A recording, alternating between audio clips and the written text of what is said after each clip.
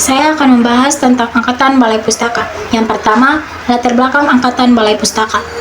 Angkatan Balai Pustaka adalah salah satu angkatan penting dan berpengaruh dalam perkembangan perpustakaan baru, terutama perkembangan peralihan dari perubahan bahasa Melayu yang banyak dipengaruhi bahasa-bahasa daerah lainnya yang lahir dan berkembang dari mulai tahun 1920.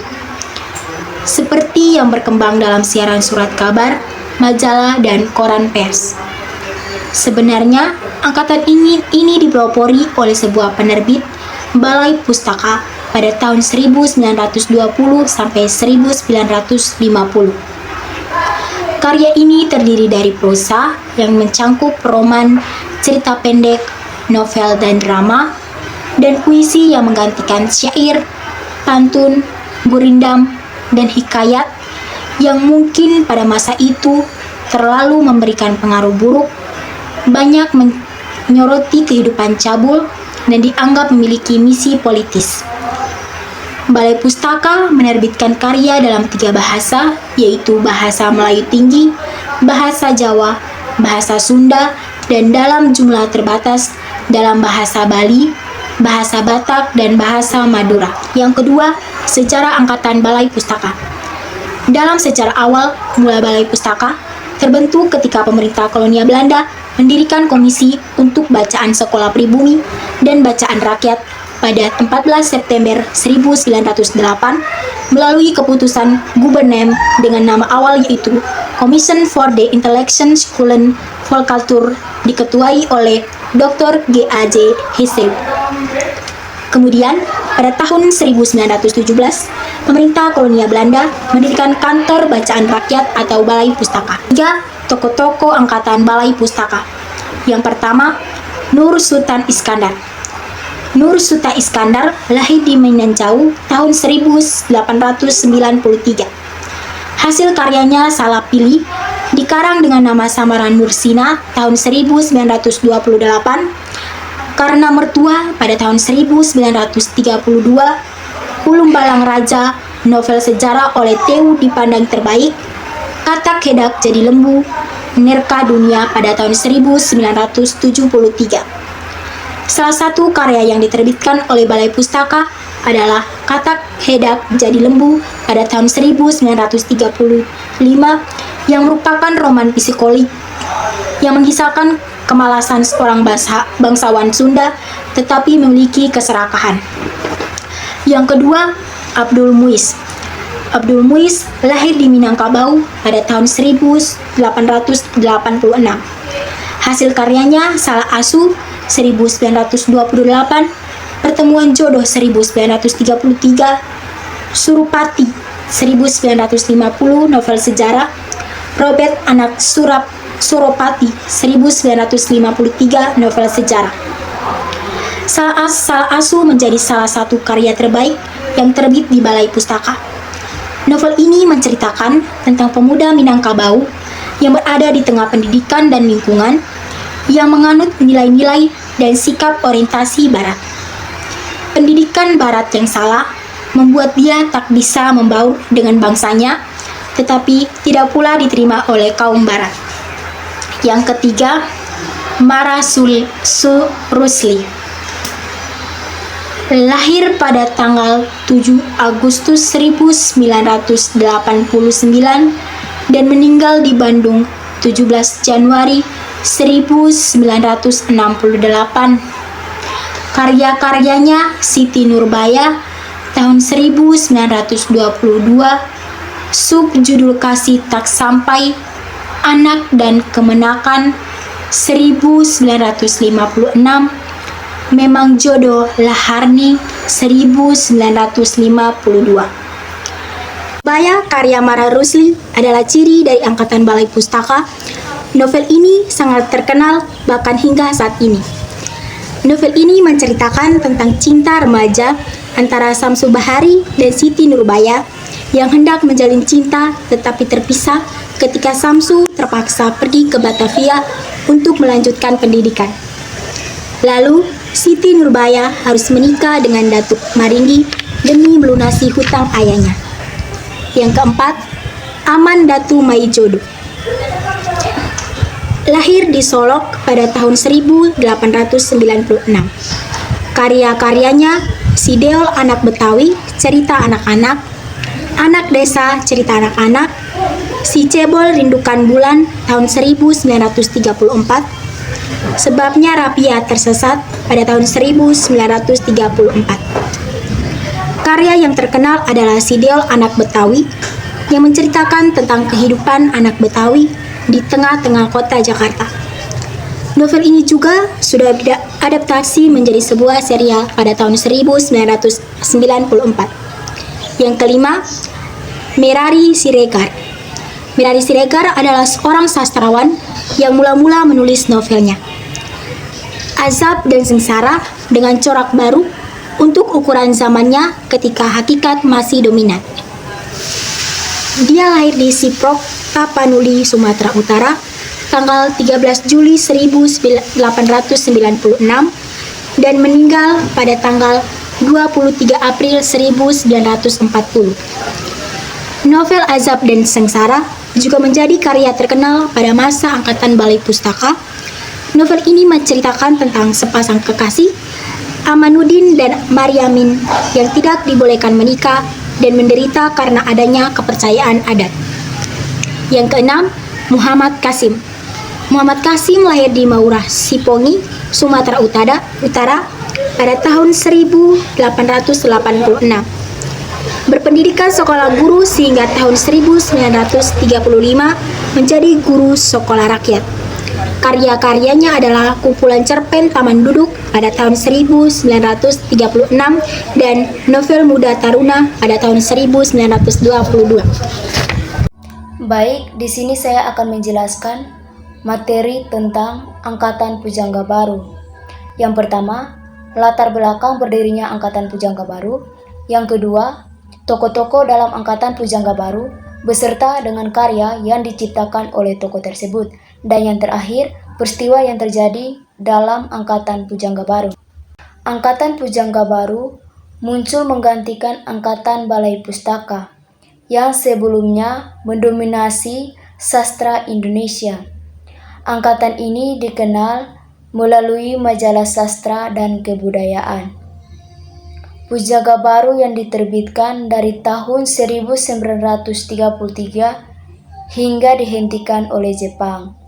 Majalah ini diasuh oleh tokoh-tokoh seperti Sultan Takdir Alis Jabana, Armij Pane, Amir Hamzah, dan Sanusi Pane. Pada dasarnya, Pujangga Baru adalah nama majalah, bukan sebuah aliran sastra. Namun, karya-karya yang terbit dalam majalah ini menunjukkan cita-cita baru yang progresif dan berorientasi masa depan. Pengarang yang karyanya dimuat dalam majalah ini akhirnya dianggap sebagai bagian dari Angkatan Pujangga Baru. Majalah Pujangga Baru diterbitkan oleh Pustaka Rakyat yang fokus pada kesenian. Ketika Jepang berkuasa, majalah ini dilarang karena dianggap terlalu keberatan. Setelah kemerdekaan, majalah ini diterbitkan kembali antara tahun 1948 hingga 1953 dengan melibatkan tokoh-tokoh baru dari Angkatan 45 seperti Arush Sani, Riwai Apin, dan Siti Rukia. Angkatan Pujangga Baru lahir sebagai reaksi terhadap sensor Balai Pustaka yang membatasi karya-karya berisi nasionalisme. Sastra Pujangga Baru lebih intelektual, nasionalistik, dan elitistik, dan dianggap sebagai perintis sastra modern Indonesia. Yang kedua, tokoh-tokoh Angkatan Pujangga Baru yaitu 1. Sultan Takdir Alis Jabana. Karya yang diciptakan oleh Sultan Takdir Alis Jabana adalah novel yang berjudul Terkembang. Karya Sultan Takdir Alis Jabana menceritakan tentang perjuangan dua saudara perempuan dalam mencapai cita-citanya serta hubungan mereka dengan seorang mahasiswa kedokteran. Yang kedua, Armijin Pane. Beberapa karya yang Armijin Pane lahirkan yaitu puisi. Puisi berjiwa tahun 1939. Yang kedua, Gemelan Jawa tahun 1960. Cerpen Kisah Antara Manusia tahun 1952 dan Membangun Hari Kedua. Yang ketiga, Amir Hamzah. Kumpulan syair Nyanyi Sunyi, karya yang diciptakan oleh Amir Hamzah yang menceritakan penantian batin, perasaan asing, dan kerinduan akan kampung halaman. Dan yang terakhir, oleh Sanusi Pane. Sanusi Pane menciptakan drama yang berjudul Sandakala Ning Majapahit dan Manusia Baru. Dan yang terakhir, peristiwa-peristiwa yang terjadi pada Angkatan Pujangga Baru yaitu munculnya majalah Pujangga Baru pada bulan Juni 1933 yang menjadi tonggak berdirinya Angkatan Pujangga Baru. Yang kedua, Angkatan Pujangga Baru muncul sebagai reaksi atas banyaknya sensor karya sastra oleh Balai Pustaka, terutama karya yang mengangkat nasionalisme.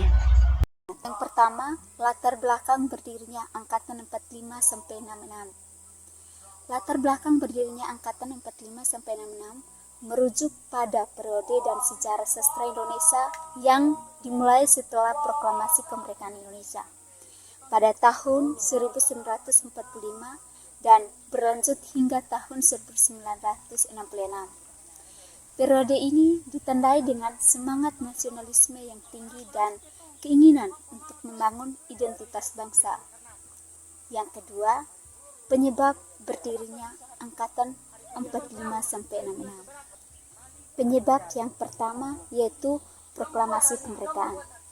Dengan kemerdekaan Indonesia, para sastrawan merasa terdorong untuk mengekspresikan semangat perjuangan dan keinginan untuk mengukir identitas nasional melalui karya-karya sastra mereka. Penyebab yang kedua yaitu pengaruh Perang Dunia Kedua. Perang dan pendudukan Jepang memberikan pengalaman baru yang mempengaruhi pola pikir dan kreativitas para sastrawan. Penyebab yang ketiga yaitu pendidikan dan pemikiran baru. Munculnya lembaga pendidikan dan pemikiran progresif mendorong lahirnya generasi baru yang berani menyuarakan ide-ide baru. Ketiga, tokoh-tokoh dan karya yang diciptakan dalam Angkatan 45 sampai 66. Tokoh yang pertama yaitu Chairil Anwar, penyair yang terkemuka yang dikenal dengan puisi-puisinya yang berani dan inovatif. Karya Chairil Anwar yang terkenal yaitu Puisi Aku dan Do Not Go. Puisi yang diciptakan Chairil Anwar ini menjadi simbol perjuangan. Tokoh yang kedua yaitu Pramoedya Ananta Theor. Ananta Theor menciptakan novel yang banyak, menulis tentang perjuangan dan sastra Indonesia. Karya yang diciptakan Pramoedya dalam bentuk novel yang berjudul Bumi Manusia dan Anak Semua Bangsa. Novel yang diciptakan yaitu menggambarkan realitas sosial dan politik. Tokoh yang ketiga yaitu Taufik Ismail, penyair dan sastrawan yang dikenal dengan puisi-puisi yang menyentuh isu sosial. Karya puisi terkenal Taufik Ismail yang pertama yaitu Doa, yang kedua judulnya Bunga Rampai, dan yang ketiga yaitu Sajak-sajak untuk Rakyat. Melalui puisinya yang penuh makna, ia berhasil menyampaikan pesan sosial, cinta, dan keindahan alam. Tokoh yang keempat yaitu Asrul Sani, penulis dan sastrawan yang berkontribusi dalam teater dan puisi. Puisi yang diciptakan Asrul Sani yang terkenal yang judulnya Sajak, Sajak, dan Rindu. Puisinya menggambarkan tentang cinta, kerinduan, kesedihan yang mendalam.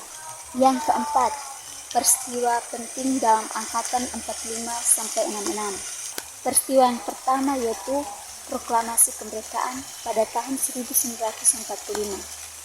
Momen penting yang memicu lahirnya semangat sastra baru. Peristiwa yang kedua yaitu Gerakan 30 September pada tahun 1965. Peristiwa politik yang mengubah wajah Indonesia dan berdampak pada kebebasan berekspresi para sastrawan. Yang ketiga yaitu mempredada media pada akhir 1960-an.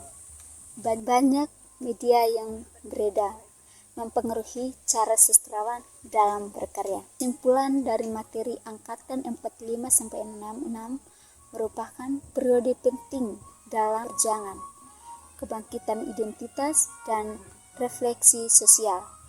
Karya-karya yang dihasilkan tidak hanya menjadi cermin dari zaman itu, tetapi juga memberikan kontribusi besar bagi sastra dan budaya Indonesia secara keseluruhan.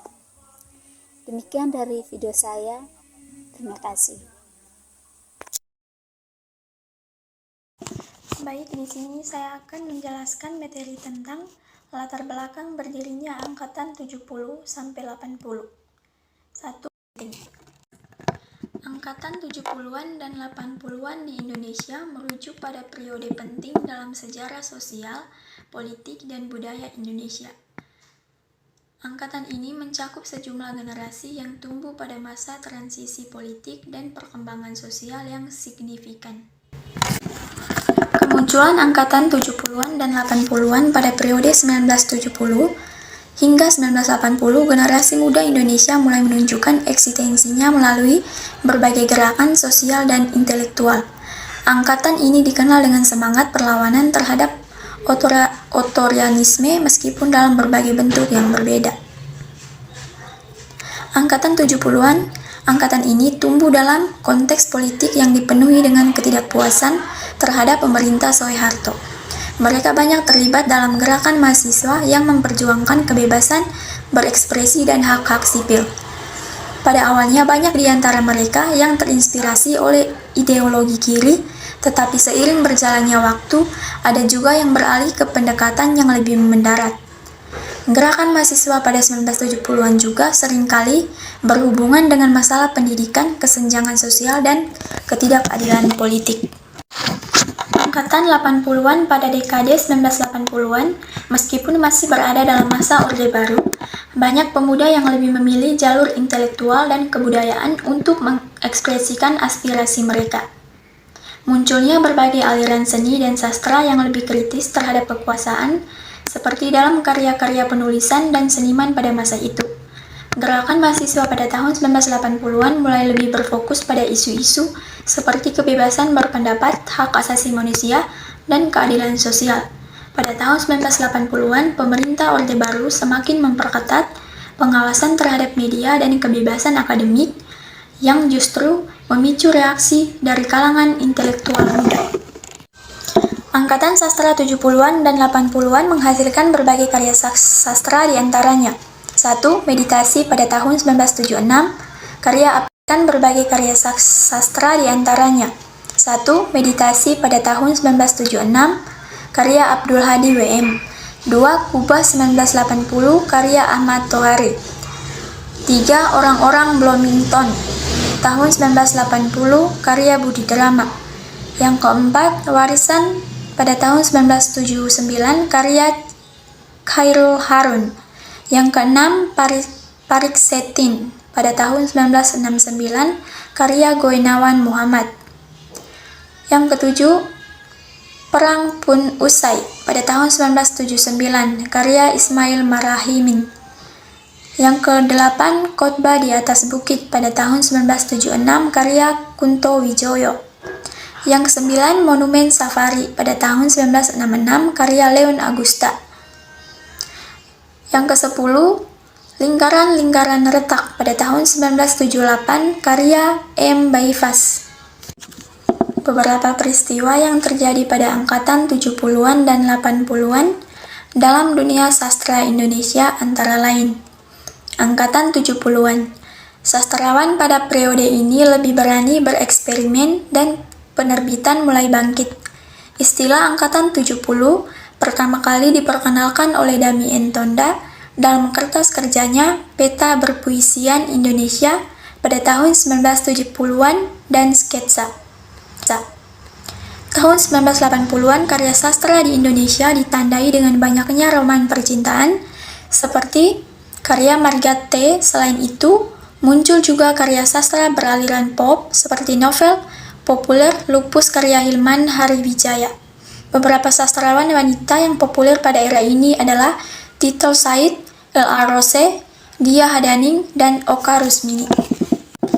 Peristiwa penting, gerakan sosial dan politik. Pada periode ini, pemerintah Orde Baru berusaha mengontrol kebebasan berekspresi dan banyak karya sastra yang mengkritik rezim ini. Namun, meskipun terdapat pembatasan, sastra tetap berkembang dan menjadi medium untuk menyuarakan kritik sosial. Pemberontakan 1965 dan dampaknya, meski sudah terjadi pada dekade sebelumnya, peristiwa ini tetap mempengaruhi penulisan sastra di angkatan 70-an dan 80-an, di mana banyak karya yang mengangkat tema trauma dan keadilan. Baik, untuk materi kali ini saya membahas tentang latar belakang berdirinya Angkatan 90 dengan 2000, serta dengan tokoh dan peristiwa berdirinya Angkatan 90 dengan 2000. Yang pertama-tama saya membahas tentang latar belakang berdirinya Angkatan 90 dan 2000. Karya sastra di Indonesia pada kurun waktu setelah tahun 1990 ditandai dengan banyaknya roman percintaan.